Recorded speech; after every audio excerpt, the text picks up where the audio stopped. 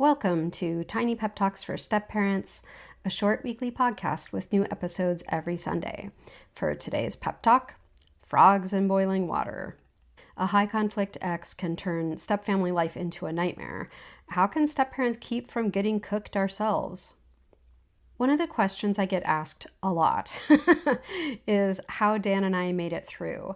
How did we survive our hardest years together? The conflict, the alienation, the endless arguing in circles? We sure didn't start out like that. We started out as frogs in normal water. Dan and I and the kids were just swimming away, having a swell time, splashing around.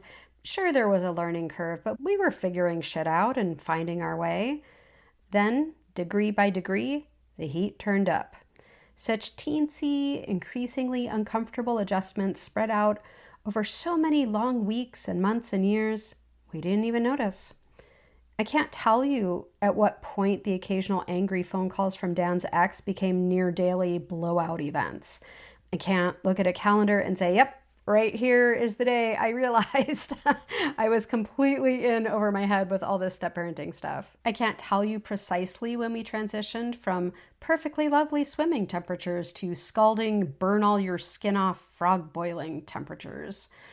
All I know is at some point I looked up, looked around at my life, and no longer recognized who I'd become, what our relationship had become, or when the family we thought we'd been building together had gone totally sideways.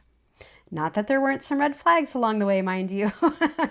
They were there for sure, but my brain skipped over them like they weren't important until they grew too ginormous to ignore, at which time I was like, you'd think I would have noticed those problems sooner.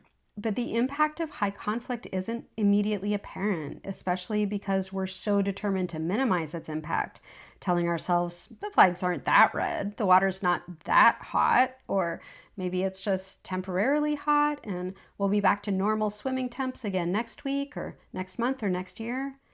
Meanwhile, the water keeps getting hotter and we don't even notice because we're actually getting used to the heat. Which brings me back to the original question. How did Dan and I make it through? Like, fine, okay, we're all frogs in boiling water. Now, how the hell do we make it back out?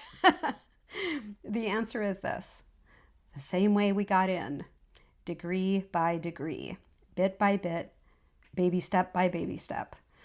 Something good will happen, or even something just less bad, and you'll write it off as a one-off thing to keep yourself from getting your hopes up yet again and being disappointed yet again. The good and less bad things will keep increasing, though, degree by degree. Positive changes in our stepfamilies tiptoe in with such subtlety you'll think you imagined them. It's only with hindsight and the long accumulation of all those tiny victories that you'll see a pattern of healing emerge. So even if that water is still dang hot, and even if blistering conflict is still bubbling all around you, do not discount those occasional puffs of cool air across your face. They matter. Inhale deeply, keep breathing, and keep swimming. If you're listening to this by podcast, please check the show notes for a link to the full transcript, which is over on Substack, along with a bunch of other resources.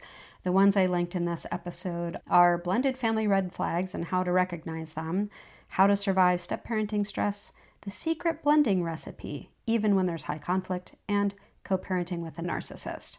We would love to see you over there.